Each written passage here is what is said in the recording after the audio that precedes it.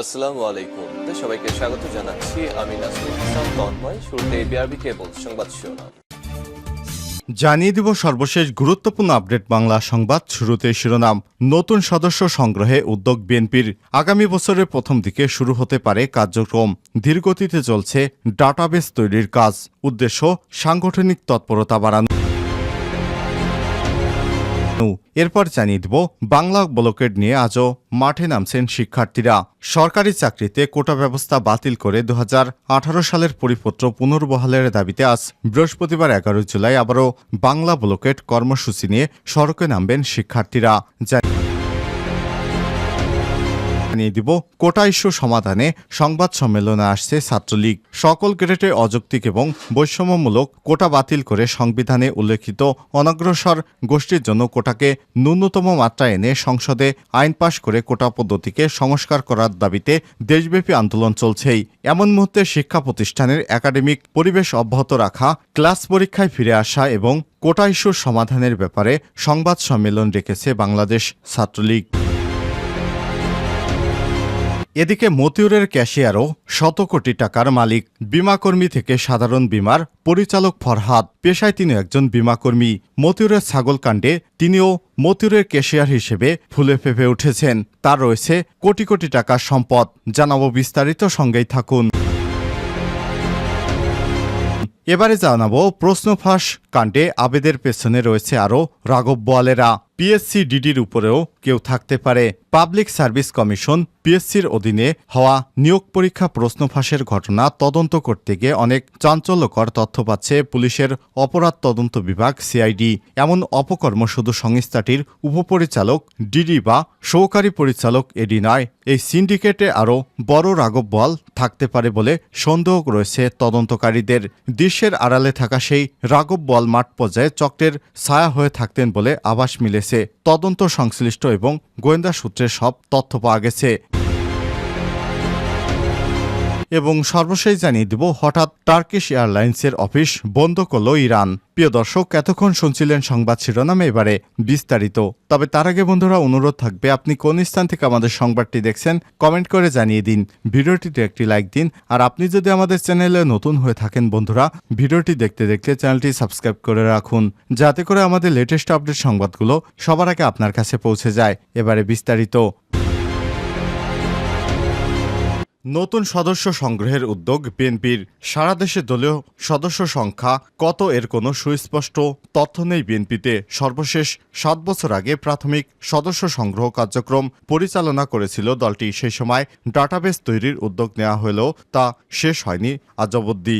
এমনই সদস্য পদ নবায়নেও কাজ থমকে আছে। এমন পরিস্থিতিতে সাংগঠনিক তৎপরতা বাড়ানোর উদ্যোগ নিয়েছে বিএনপি।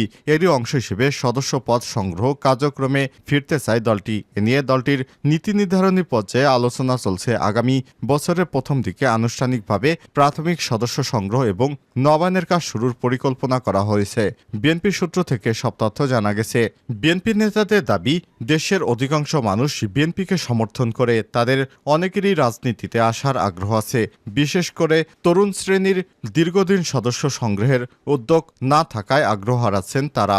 আন্দোলন সংগ্রামে আসা তৃণমূল পর্যায়ের অনেকেই জানে না তারা বিএনপির কর্মী কিনা। এজন্য নতুন করে দলের প্রাথমিক সদস্য সংগ্রহের বিষয়টি গুরুত্ব দেওয়া হচ্ছে। জানতে চাইলে বিএনপির জাতীয় স্থায়ী কমিটির সদস্য আমির খসরু মাহমুদ চৌধুরী যুগান্তরকে বলেছেন, আবারও নতুন সদস্য নেওয়া হবে, বিষয়টি আলোচনায় আছে। দপ্তরের দায়িত্ব থাকা বিএনপির সিনিয়র যুগ্ম মহাসচিব রুহুল কবির রিজভী বলেন, 2017 সালে পরবর্তী সময়ে আনুষ্ঠানিকভাবে সদস্য সংগ্রহ না হলেও দপ্তর থেকে অসংখ্য মানুষকে সদস্য ফরম সংগ্রহ করেছেন। জেলা এবং মহানগরগুলোর কাছে ফরম আছে। অনেকেই জমা দিয়েছেন। সামরিক এবং বেসামরিক অসংখ্য আমলা আছেন যারা বিএনপির অফিস নয়াপল্টন থেকে সদস্য ফরম সংগ্রহ করেছেন। দল সেসব যাচাই বাছাই করছে। এছাড়াও অনলাইনেও সদস্য ফরম পূরণের সুযোগ রাখা হয়েছে। ফলে সিদ্ধান্ত হলে আনুষ্ঠানিকভাবে প্রাথমিক সদস্য সংগ্রহের কার্যক্রম নেওয়া হবে। বিএনপির সদস্য পদ নিয়ে দলের গঠনতন্ত্রের 5 ক ধারায় বলা আছে, 18 বছর বা ততোধিক বয়সের যে কোনো বাংলাদেশি নাগরিক এ দলের প্রাথমিক সদস্য হতে পারবেন। ইচ্ছুক ব্যক্তিদেরকে সংগঠনের ঘোষণাপত্র, গঠনতন্ত্র এবং কর্মসূচির প্রতি অনুগত্য ঘোষণা করতে হবে। প্রাথমিক সদস্য পদের আবেদনপত্র এই গঠনতন্ত্রের তফসিল 1-এর ক ফরমে করতে হবে। বিবেচনার পর আবেদনপত্র গৃহীত হলে সদস্য পদের প্রমাণস্বরূপ পরিচয়পত্র তফসিল 1 খ ফরমে প্রত্যেক সদস্যকে দিতে হবে। সদস্যপদ লাভের পরবর্তী বছর থেকে দলের বাৎসরিক 10 টাকা করে চাঁদা পরিশোধ করে সদস্যপদ নবায়ন করতে হবে। বাংলা ব্লকেট নিয়ে আজও মাঠে নামছেন শিক্ষার্থীরা। সরকারি চাকরিতে কোটা ব্যবস্থা বাতিল করে 2018 সালের পরিপত্র পুনর্বহালের দাবিতে আজ বৃহস্পতিবার 11 জুলাই আবারও বাংলা ব্লকেট কর্মসূচি নিয়ে সড়কে নামবেন শিক্ষার্থীরা। বৃহস্পতিবার বিকেলে 3:30 থেকে দেশব্যাপী অবরোধ কর্মসূচি দিয়েছে আন্দোলনরত শিক্ষার্থীরা। বুধবার 10 জুলাই সন্ধ্যায় শাহবাগে এই ঘোষণা দেয় বৈষম্য বিরোধী ছাত্র আন্দোলনের অন্যতম সংগঠন ঢাবি শিক্ষার্থী আসিফ মাহমুদ। তিনি বলেন, বিকাল 3:30 থেকে দেশের আনাচে কানাচে বাংলা ব্লকেট অব্যাহত রাখবে। দেশের গুরুত্বপূর্ণ পয়েন্টগুলোতে ব্লকেট পালিত হবে। আসিফ মাহমুদ বলেন, আমরা নির্বাহী বিভাগকে বলতে চাই, অতি দ্রুত আমাদের দাবিটি মেনে নিন এবং যৌক্তিক সমাধান দিন, যাতে করে আমরা রাজপথ ছেড়ে পড়ার টেবিলে ফিরে যেতে পারি আর জনদুর্ভোগের যেন সৃষ্টি না হয়। লাগাতার কর্মসূচির অংশ হিসেবে আজ বৈষম্য বিরোধী ছাত্র আন্দোলনের ব্যানারে ঢাকা বিশ্ববিদ্যালয় ঢাবির কেন্দ্র গ্রন্থাগারের সামনে বিভিন্ন হলে শিক্ষার্থীরা জড়ো হয়ে বড় মিছিল নিয়ে ক্যাম্পাসের গুরুত্বপূর্ণ পয়েন্টগুলো প্রদক্ষিণ করে শাহবাগের দিকে গিয়ে শেষ করেন। পরে শাহবাগে অবরোধের জন্য প্রয়োজনীয় সংখ্যক শিক্ষার্থীদের অবস্থান করে সেখান থেকে গুরুত্বপূর্ণ পয়েন্টগুলো প্রদক্ষিণ করে শাহবাগে গিয়ে শেষ করেন। পরে শাহবাগে অবরোধের জন্য প্রয়োজনীয় সংখ্যক শিক্ষার্থী অবস্থান করে সেখান থেকে আশেপাশের এলাকায় কিছু শিক্ষার্থী চলে যান। ঢাকা বিশ্ববিদ্যালয় এলাকা এবং রাজধানীর অন্যান্য এলাকা সহ সারা দেশেই এই অবরোধ কর্মসূচি পালন করা হয়। পরে বিকাল 4:30টার দিকে অবরোধ ছেড়ে শাহবাগের দিকে ফিরে আসেন শিক্ষার্থীরা। 7:30টায় পরবর্তী কর্মসূচি ঘোষণা করে শাহবাগ ছাড়েন তারা। কোটা ইস্যু সমাধানে সংবাদ সম্মেলনে আসছে ছাত্রলীগ। সকল গ্রেডে অযৌক্তিক এবং বৈষম্যমূলক কোটা বাতিল করে সংবিধানে উল্লেখিত অনগ্রসর গোষ্ঠীর জন্য কোটাকে ন্যূনতম মাত্রা এনে সংসদে আইন পাশ করে কোটা পদ্ধতি সংস্কার করার দাবিতে দেশব্যাপী আন্দোলন চলছেই। এমন মুহূর্তে শিক্ষা প্রতিষ্ঠানের একাডেমিক পরিবেশ অব্যাহত রাখা, ক্লাস পরীক্ষায় ফিরে আসা এবং কোটা ইস্যুর সমাধানের ব্যাপারে সংবাদ সম্মেলন ডেকেছে বাংলাদেশ ছাত্রলীগ। বৃহস্পতিবার 11 জুলাই বেলা 11টায় ঢাকা বিশ্ববিদ্যালয় ঢাবির মধুর ক্যান্টিনে এই সংবাদ সম্মেলন অনুষ্ঠিত হবে। বুধবার 10 জুলাই সংগঠনটির কেন্দ্রীয় কমিটির দপ্তর সম্পাদক মেফতাহুল ইসলাম পান্থর পাঠানো এক সংবাদ বিজ্ঞপ্তিতে সব তথ্য জানানো হয়েছে।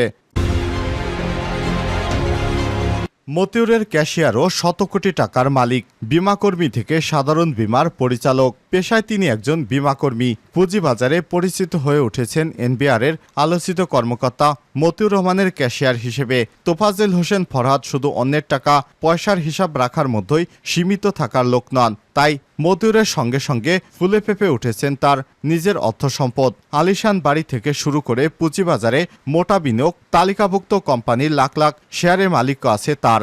2 ছেলেসহ নিজের নামে গ্লোবাল শু কোম্পানিতে আছে প্রায় 50 লক্ষ শেয়ার। এছাড়াও Global Max, Annam trading, synergy trading সহ বেশ কিছু কোম্পানির মালিকানায় রয়েছে ফরহাদ। নিজ এলাকা নোয়াখালীতেও গড়েছেন অডেল সম্পদ। শেয়ার বাজার থেকে কারসাজির মাধ্যমে বিপুল মুনাফা অর্জন করার পর ইন্স্যুরেন্স কোম্পানির চাকরি ছেড়েছেন। এরপর মতিউরের দাপটে রাষ্ট্রায়ত্ত প্রতিষ্ঠান সাধারণ বীমা কর্পোরেশনের পরিচালক হয়ে গেছেন এই ফরহাদ। সেখানে নানা অনিয়মের অভিযোগে তার বিরুদ্ধে তদন্ত শুরু হলে অর্থ মন্ত্রণালয়ের ঊর্ধ্বতন এক কর্মকর্তার হস্তক্ষেপে বীমা উন্নয়ন এবং নিয়ন্ত্রণ কর্তৃপক্ষ আইডিআরএ পিছু হটতে বাধ্য হয়েছিল এবং সংশ্লিষ্ট সূত্র থেকে সব তথ্য জানা গেছে।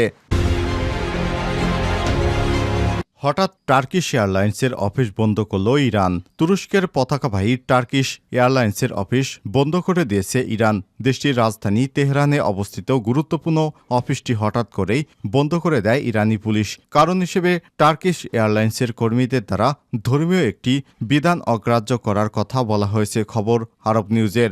মঙ্গলবার 9 জুলাই অভিযান চালিয়ে অফিসটি বন্ধ করে দেওয়া হয়েছে। তাৎক্ষণিক প্রচার না পেলেও বুধবার 10 জুলাই আন্তর্জাতিক সংবাদ মাধ্যমে বিষয়টি উঠে আসে। ইরানের আধা সরকারি বার্তা সংস্থা তাসনিম নিউজ এবং পুলিশের বরাতে সংবাদ প্রকাশ করেছে। জানা গেছে, পুলিশ সোমবার টার্কিশ এয়ারলাইন্সের ওই অফিসে যায়। সেখানে নারী কর্মীদের হিজাব পরতে না দেখে সতর্ক করে পুলিশ তখন তাৎক্ষণিক হিজাব পরতে হুমকিও দেওয়া হয়। বলা হয়, নারীদের মাথা ঢাকতে অস্বীকৃতি ইরানের আইনের লঙ্ঘন। ওই সময় নারী কর্মীরা পুলিশের সঙ্গে উচ্চ বাক্য করেন। এতে ক্ষুব্ধ হয় পুলিশ। পরের দিন পুলিশ আবারও সেখানে যায়। এবার তারা অফিসটি বন্ধ করে দেয়। তাসনিম নিউজ জানিয়েছে, বুধবার অফিসটি খোলার ব্যাপারে কিছু জানায়নি পুলিশ। এ ব্যাপারে টার্কিশ এয়ারলাইন্সও কোনো বিবৃতি দেয়নি। ধারণা করা হচ্ছে, উচ্চ পর্যায়ে বিষয়টি আলোচনা হচ্ছে।